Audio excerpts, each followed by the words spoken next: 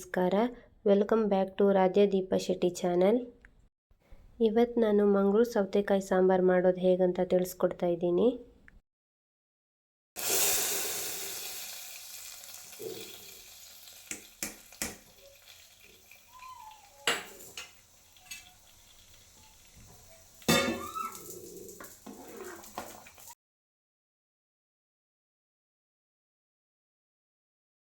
ಮೊದಲಿಗೆ ನಾನಿಲ್ಲಿ medium size ಆಗುವಂಥ ಒಂದು ಸೌತೆಕಾಯಿ ತಗೊಂಡಿದ್ದೀನಿ. ಅರ್ಧ ಕಪ್ ಆಗುವಷ್ಟು ತೊಗರಿಬೇಳೆ, ಒಂದು ಸ್ವಲ್ಪ ಹುಣಸೆ ಹುಳಿ, 2 ತುಂಡಾಗುವಷ್ಟು ಬೆಲ್ಲ. ಅದೇ ರೀತಿ ಮಸಾಲೆ ಮಾಡಲಿಕ್ಕೆ 1.5 ಟೀ ಸ್ಪೂನ್ ಆಗುವಷ್ಟು ಕೊತ್ತಂಬರಿ ಬೀಜ, ಅರ್ಧ ಟೀ ಸ್ಪೂನ್ ಕಡಲೆಬೇಳೆ, ಅರ್ಧ ಟೀ ಸ್ಪೂನ್ ಉದ್ದಿನಬೇಳೆ, 1/4 ಟೀ ಸ್ಪೂನ್ ಆಗುವಷ್ಟು ಮೆಂತೆ, 7 ರಿಂದ 8 ಬ್ಯಾಡಗಿ ಮೆಣಸು, 1 ಕಡ್ಡಿ ಆಗುವಷ್ಟು ಕರಿಬೇವು. ಅದೇ ರೀತಿ ಒಗ್ಗರಣೆ ಮಾಡಲಿಕ್ಕೆ ಅರ್ಧ ಟೀ ಸ್ಪೂನ್ ಸಾಸಿವೆ, ಅರ್ಧ ಟೀ ಸ್ಪೂನ್ ಜೀರಿಗೆ, 1 ಒಣಮೆಣಸು, 2 ಕಡ್ಡಿ ಆಗುವಷ್ಟು ಕರಿಬೇವು ತಗೊಂಡಿದ್ದೀನಿ.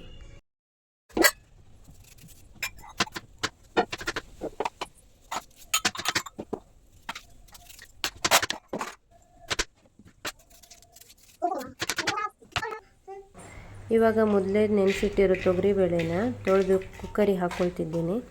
ಅದಕ್ಕೆ ಸ್ವಲ್ಪ ನೀರು, ಆಮೇಲೆ ಸ್ವಲ್ಪ ಉಪ್ಪು, ಅರಿಶಿಣ ಪುಡಿ, ಸ್ವಲ್ಪ ಎಣ್ಣೆ ಹಾಕಿ 3 ರಿಂದ 4 ವಿಷಲ್ ಕೂಗಿಸ್ಕೊಳ್ತಿದ್ದೀನಿ.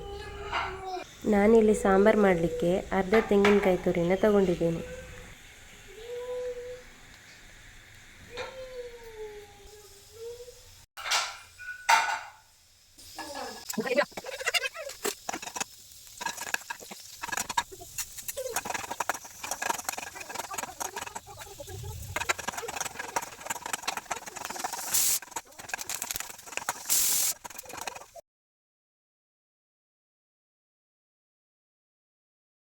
ಈಗ ಮೊದಲೇ ಕಟ್ ಮಾಡಿ ಇಟ್ಕೊಂಡಿರೋ ಸೌತೆಕಾಯಿನ ಒಂದು ಕುಕ್ಕರಿಗೆ ಹಾಕ್ಕೊಂಡು ಅದಕ್ಕೆ ಸ್ವಲ್ಪ ಹುಣಸೆ ಹುಳಿ,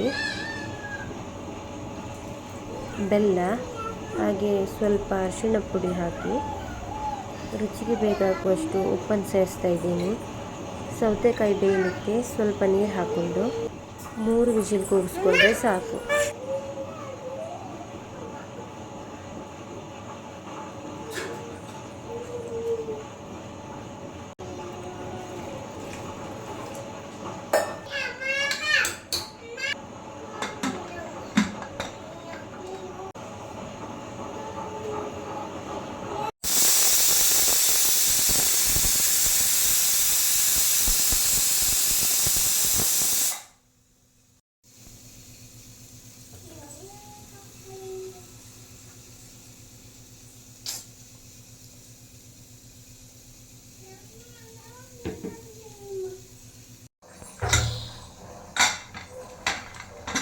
ಈಗ ಕುಕ್ಕರ್ ಓಪನ್ ಮಾಡಿ ನೋಡ್ತಾ ಇದ್ದೀನಿ. ಸೌತೆಕಾಯಿ ಚೆನ್ನಾಗಿ ಬೆಂದಿದೆ. ಅದಕ್ಕೆ ನಾವು ಆಲ್ರೆಡಿ ಮಾಡ್ಕೊಂಡಿರುವಂಥ ಮಸಾಲೆನ ಸೇರಿಸ್ಕೊಂಡು ಹಾಗೆ ತೊಗರಿಬೇಳೆನೂ ಇವಾಗಲೇ ಸೇರಿಸ್ಕೊಳ್ಳೋಣ.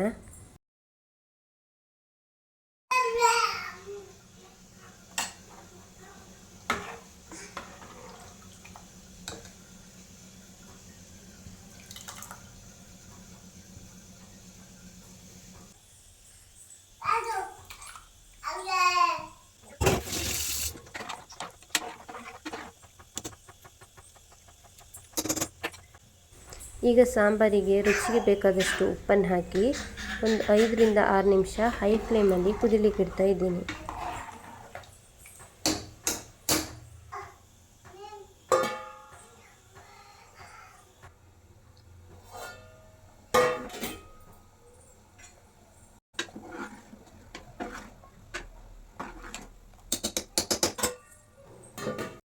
ಇವಾಗ ಇನ್ನೊಮ್ಮೆ ಸಾಂಬಾರನ್ನ ಚೆನ್ನಾಗಿ ಮಿಕ್ಸ್ ಮಾಡಿ 5 ರಿಂದ 6 ನಿಮಿಷ ಲೋ ಫ್ಲೇಮ್ನಲ್ಲಿ ಕುದಿಲಿಕ್ಕೆ ಬಿಡ್ತಾ ಇದ್ದೀನಿ.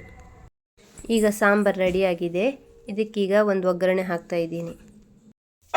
ಒಗ್ಗರಣೆಗೆ ನಾನಿಲ್ಲಿ ಸ್ವಲ್ಪ ಎಣ್ಣೆ, ಅರ್ಧ ಟೀ ಸ್ಪೂನ್ ಆಗುವಷ್ಟು ಸಾಸಿವೆ, ಅರ್ಧ ಟೀ ಸ್ಪೂನ್ ಜೀರಿಗೆ, 1 ಒಣಮೆಣಸು, ಸ್ವಲ್ಪ ಕರಿಬೇವನ್ನು ಹಾಕ್ತಾ ಇದ್ದೀನಿ. ಇದಕ್ಕೇ ನೀವು ಸ್ವಲ್ಪ ಇಂಗನ್ನು ಸಹ ಸೇರಿಸ್ಕೊಳ್ಳಿ.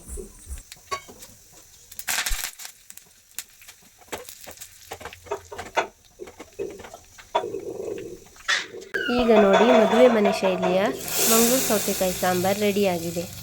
ನೀವು ಸಹ ಒಂದು ಸತಿ ಟ್ರೈ ಮಾಡಿ ಹೇಗೆ ಬಂದಿದೆ ಅಂತ ಕಮೆಂಟಲ್ಲಿ ತಿಳಿಸಿ. ಹಾಗೆ ನಮ್ಮ ಚಾನಲ್ನ ಸಬ್ಸ್ಕ್ರೈಬ್ ಮಾಡಿಕೊಂಡು ವಿಡಿಯೋ ನೋಡಿ. ಈ ವಿಡಿಯೋನ ನಿಮ್ಮ ಫ್ರೆಂಡ್ಸ್ ಆ್ಯಂಡ್ ಫ್ಯಾಮಿಲಿಗೆ ಶೇರ್ ಮಾಡಿ. Thank you.